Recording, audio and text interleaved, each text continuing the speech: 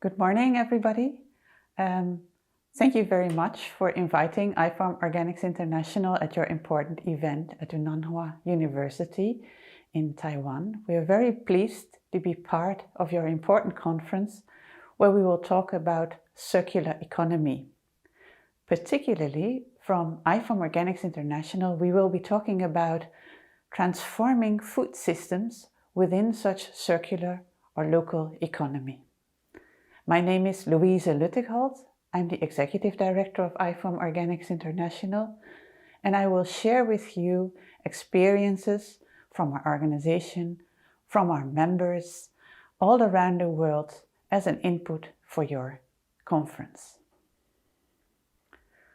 First, let us look at what the circular economy actually can mean. Does it have to do with locality? Does it have to do with nature, with people who worked it? How do we account for circular economies? I think it's interesting to look at the origin of the word economy. It's coming from ancient Greek, oikos. And actually, oikos is also the basis for the word ecology. Oikos means a home. So that's very interesting and to the point of the subject of your conference. So we're talking about our common home. Our common home is our nature, our Mother Earth. However, over time, economy has taken the overhand, and it looks like that if the household of our common home, the budget of our common home, has taken over more importance over time than actually the basis of our common home, the ecology. With circular economies, we can put the balance straight again and do justice to the origin of both words, ecology and economy, so that they serve our common home, our Mother Earth. And here we have a depiction of our common Earth. But as you can see, there is something interesting with this picture. And I took it from the Stockholm Resilience Center, who already, under the lead of Professor Rockström in the year 2009, identified 9 Earth systems. So these are vital systems in our Earth that makes it possible for us, human beings, to live on our Mother Earth, our common home.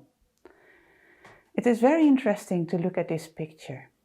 Those 9 Earth systems, of course, have different measures and different scales. But what is so good from this study from the Stockholm Resilience Institute is that they bring them all together and make the scales comparable. And in the green area, our planet is still livable. That are our planetary boundaries. However, if we go outside of them, we trespass our planetary boundaries and bring not only the Earth in danger, but our very existence on it. As I said already, 9 Earth systems are identified that are of vital importance for our survival on Earth. 7 of those Earth systems actually relate to agriculture. They relate to agriculture in the way that they make it possible for agriculture to take place. But also the other way around.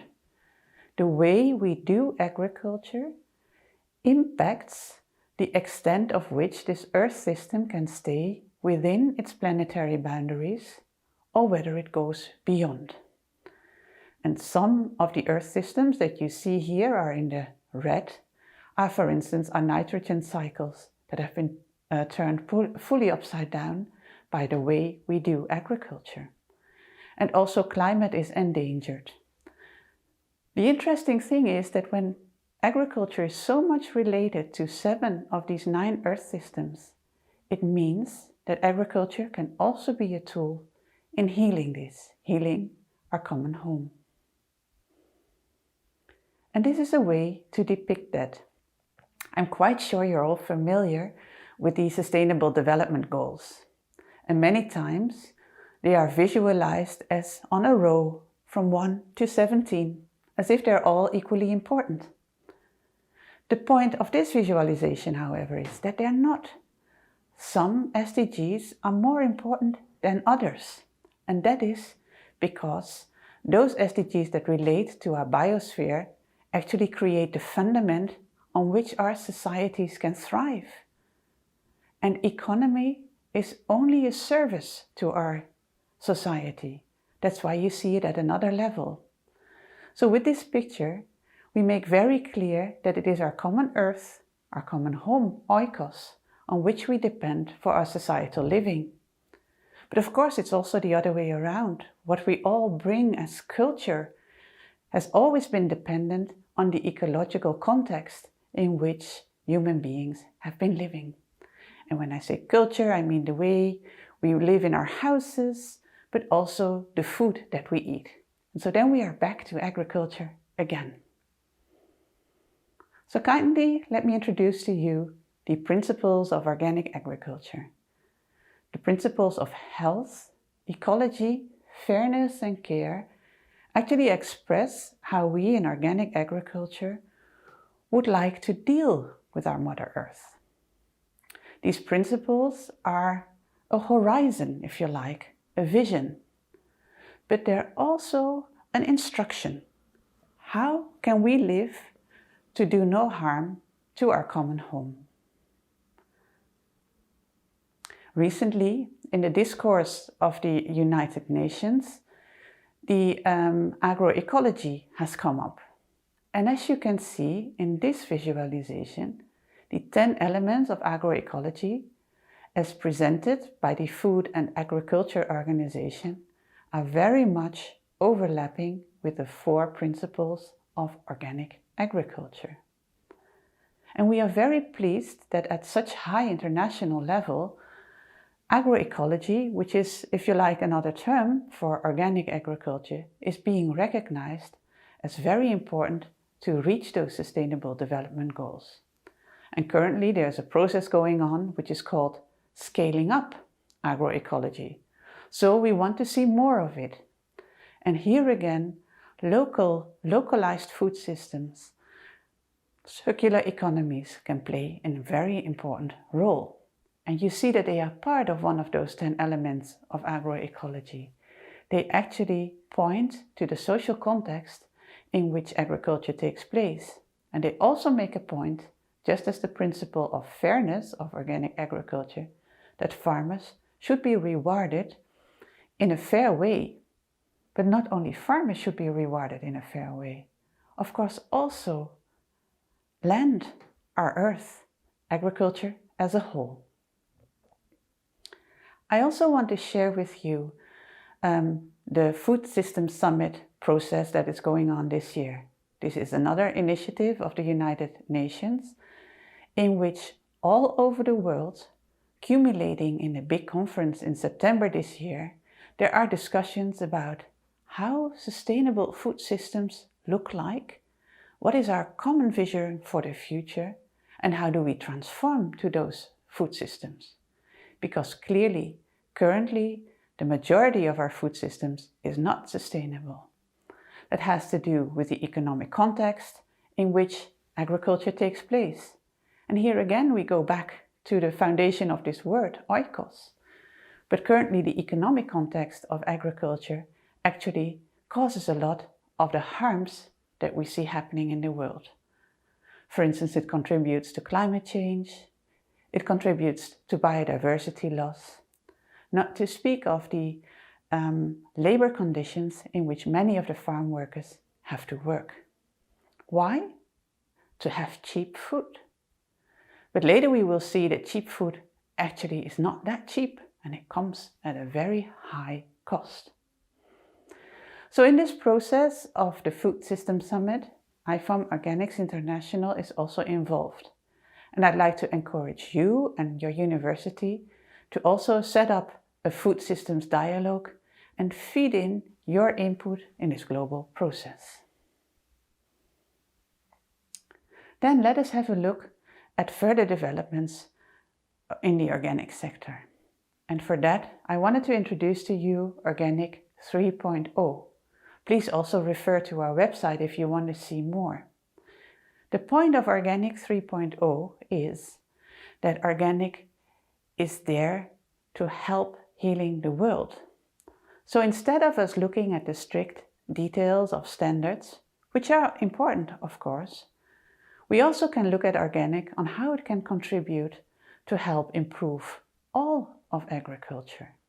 So it's not about us being happy in our niche because we think we do good, but it's way more a responsibility that we have to make sure that also others, farmers and consumers alike, can make the step to truly sustainable agriculture.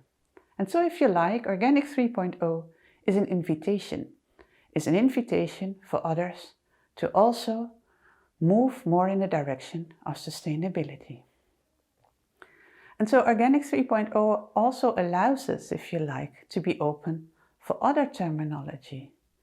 Whether you call it agroecology, as we just saw, or natural farming, or other ways of pointing to sustainability, we welcome a dialogue with all those movements so that we can make sure that together we can move up to more sustainability in agriculture. And as we saw at the picture on the planetary boundaries, this is really, really necessary. So, as we also know from the source of this word, oikos, economy and ecology, everything is interconnected. And the point I want to make with this slide is that as a farmer, as a producer, we are not only interconnected in space currently. For instance, a producer produces and somebody buys at the market, but we're also interconnected in time, because the producer can only produce because there is seed which is delivered over centuries and being bred and refined by other farmers. And further, the land that we grow on, we will give to our future generations. So farmers hold a very, very important position in a transformation to a truly sustainable world. Actually, they are key. So for IFOAM Organics International, an example of circular economy is what we call participatory guarantee systems. These are localized verification systems in which farmers, but also possibly with consumers, decide on local standards for their production systems, which they can check among each other and which they also can support each other with, so that the products of this sustainable production system can be brought commonly to a local market. Participatory guarantee systems is a movement, if you like, is a way of producing that came up in Latin America, but currently is spread all over the world. And we're also happy to know that there are participatory guarantee groups in Taiwan, so that you yourself can check with the producers and get fresh produce that is honestly produced at the market. And now you will see a little video on how participatory guarantee systems function. Shake the hand that feeds you. That's an interesting idea. May I help you? Well, I'd like to buy some organic eggs, but I've never seen this logo before. You're in the right place. These eggs, as well as all the products sold at this market, are guaranteed through a PGS. What's a PGS? It stands for Participatory Guarantee System. It means that us producers, together with consumers and others from our community, come together to form a guarantee system that ensures the organic quality of our products and much more. More? Yes, well, many people in our community shared a vision to practice agroecology, produce safe and nutritious food, and ensure better livelihoods for producers. We wanted a system where we could decide, together with our community, how the food we produce and eat is grown. So we started using organic standards which also cover things like fairness, economic sustainability, and energy efficiency. We all participate in the management of the system, and decision-making is equal and horizontal. For example, we take time each year to verify every producer that wants to sell at this market. And how does that work? We call it a peer review. PGS farmers, together with consumers, visit each other's farms to see how things are being managed. The quality control is carried out by our own members. Well, I don't know much about farming in general. Could be a good way to learn more. Oh, definitely. Through these visits, we all learn. As producers, we're always looking for ways to improve our work. And by joining the visits, consumers better understand how the food they eat is produced and what our challenges are. Participatory guarantee systems create an environment of trust and transparency. By building a system together, members develop a sense of ownership and awareness, which ensures integrity from field to fork. That sounds great. And what if I would like to take part? Well, you're more than welcome. Just come along to our next meeting. I'll do that, thank you. Participatory guarantee systems, building sustainable food systems and healthy communities.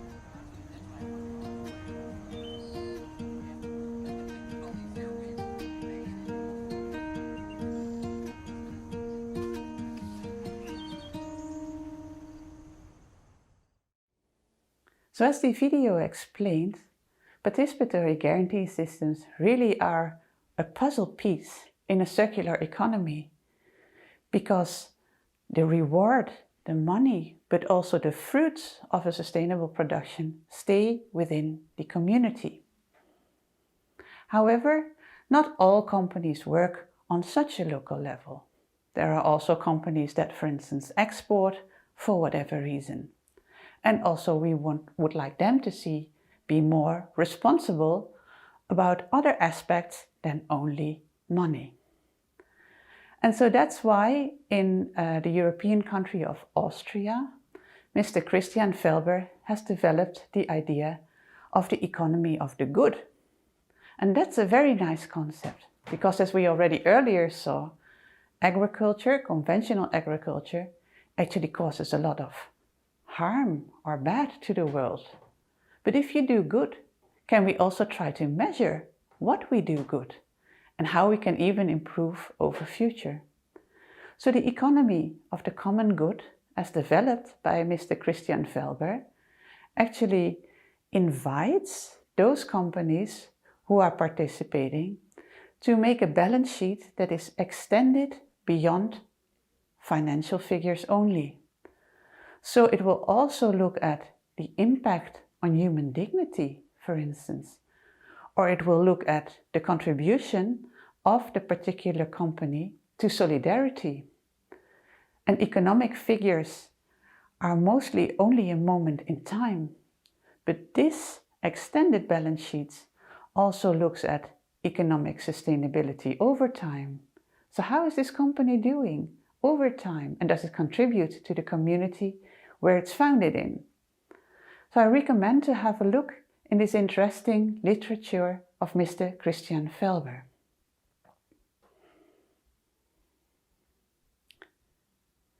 And that's an invitation to us all, not only to organic farmers. So that's why I wanted to share with you this picture on policy levers driving sustainability. And that is because all farmers, whether they are organic or conventional farmers, they farm in the same socio-economic context. And very often it is the legal context and the incentives that it provides that actually determine what farmers are doing. Each individual farmer is an entrepreneur on itself, and she makes her own calculations on how she can sustain her farm. Most of the time, those calculations, of course, are based on economic terms, as we saw earlier. But maybe if we can change the framework in which we can count those economic terms, we can also change the way in which we do agriculture. And so what I want to show with this picture are what are the policy levers to drive agriculture towards more sustainability. You see, if you like, two bell curves, a small one and a big one. And on the x-axis, you see the amount of sustainability, which is not further defined, but the more you're on the right, the more sustainable you are. And on the y-axis, you see the number of farmers. And currently we see that a small number of farmers is working in an organic or agroecological way, which is quite sustainable. The majority of the farmers, through whatever circumstances, work more or less sustainable, but really not as it should be to stay within the planetary boundaries. And then there's a minority who are not sustainable at all. So what do we need to do? What does the government need to do? And what do we as a society need to do to make sure that all these bell curves, that whole of agriculture, moves up to more sustainability? Well, first of all, we need to make sure that organic agriculture can thrive, that there are more organic farmers, but also that organic agriculture can improve. Because it's not said that organic agriculture is 100% perfect. We still need to learn and need to move up, also towards more sustainability. But for that, we, for instance, need way more research money. And you might be aware that the amount of money that's currently put in research for organic agriculture is just a fraction of the overall agriculture research investments. So really, this needs to change to make sure that organic agriculture in itself can improve. A second lever is awareness raising. Many consumers are not only consumers. Just like you and I, we also have our role as citizens. And in our role as citizens, we want to make sure that we do good. And for that, we need to have the right information. And the right information can be given to us by governments, for instance, by clear labeling, by consumer organizations, or also through our civil society groups. So that's the second lever. Awareness raising to make sure that we as citizens know what is sustainable production. The third lever is that we help all of farmers to move up towards more sustainability. And whether a farmer uses one technique of organic or agroecological farming or three, everything counts. It's important that everybody gets enabled to be more sustainable in the interest of our common earth. The fourth lever is also an important one, and there I think we should also have a clear language. There are just some practices in agriculture that we can no longer allow. For instance, burning of harvest leftovers or the use of very negative pesticides like glyphosate. So what we here need to do is moving up the bottom line so that some practices are no longer possible. So with these four policy levers, we are also able to change the context in which agriculture can take place so that farmers are incentivized to do the good. One tool that we can use to look at what is good is what we call true cost or full cost accounting. And in this tool, which if you like is more a mental tool or a conceptual tool, you can look at how often we pay for our food. Maybe you think that you pay once for your food when you go to the counter of the supermarket or when you're at the market. But in fact, we pay more often for it. If a government provides subsidies for farmers, that's already one way to pay for your food through your tax money. You pay at the counter. You pay also for taxes for cleaning up, for instance, the water, or for making natural conservation areas so that biodiversity can thrive again. And fourthly, most of the time we pay for our food with our health. Because when food is not healthy, how can we be healthy? Most of the time, all those costs a farmer or a production system can externalize those. And that means that they are not accounted for in the way when we pay really for our food. And so this is a way, if you like, to artificially keep food cheap. But what we see, it comes at a high cost. For instance, at the cost of our environment, of our personal health. Now, if we were able to calculate all those costs and internalize them in the production, we would actually see that products would really represent the true price. because the government would then oblige companies, farmers, producers, processors alike to include all those costs and make them visible, so that really the incentivization for the production system is towards true sustainability. And only then we would know what the true costs of our food are. Now we can look into the details of this calculation, but I think that's not so interesting. For me, the concept of this true cost accounting is important, so that governments can see that when they move to organic agriculture, they actually not only focus at the agricultural area, but also, for instance, at the health or nature area, and therewith can actually provide support for several areas at once. And therewith, I would say organic products are not expensive, but actually help us to deliver to the Sustainable Development Goals. I wanted to make you aware of the guidebook that has been produced by CIFOR and also the handbook of ICLEI, which is the platform organization for sustainable cities, for working on circular economies. And interestingly, I find CIFOR is coming from a nature conservation angle, whereas ICLEI is coming from a cities angle. But both are looking at the same subject, the way I just described it also, and to make sure that when we talk about circular economy, we really can contribute to the common good. Interestingly, and you might have developed that already, the books are talking about food councils, which are advisory councils from citizens and experts alike who actually advise the local governments on how to purchase sustainable food.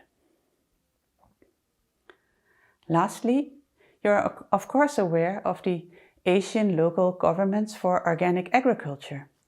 This is a network of IFOAM Organics Asia on which we are very proud and also which has its members in Taiwan. These local governments, these mayors, I should say, have taken up the responsibility to green their own locality and put agriculture at the center of it. And I'm very pleased and also proud to say that New Taipei City, Hualien County, the Tsekin Organic Agriculture Foundation, and the Association of Taiwan Indigenous People are all a member of this network, in which they actually commit to make their own localities, their own territories more sustainable. Finally, I would like to invite you to the Organic World Congress of IFOAM Organics International, because what I could share with you here is only a snapshot at a very high level. However, at our Organic World Congress, you will be able to get way more in-depth information on all issues and topics that are related to a circular economy and how we can put organic agriculture at the center of it. I wish you for the coming days a very good, fruitful and interesting conference, and I thank you again for the opportunity to participate.